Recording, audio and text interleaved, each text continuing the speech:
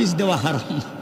হাদিস, বুখারীর হাদিস, মানে আল্লাকা তামিমাতান ফাকাদ আশরাকা, যারা তাবিজ কবজ দিয়া গুণ করে, জাদু টুনা করে, হারাম, জান্নাতে যাবে না। যে ইমাম তাবিজ কবজ করে, জাদু টুনা করবে, এই ইমামের পিছনে নামাজ হারাম। ওরা যত সময় চৌকে দেখা যায় তত সময় পিটাইবে। কথা কোন? জাদু টুনা হালাল না হারাম? কোরআন সুন্নাহর কথা তো বলি নাই। কোরআন সুন্নাহ থেকে যদি কেউ আমল দেয় আমার আপত্তি নেই। যে ভাই দেয়, বহুত দেয়, দেননি?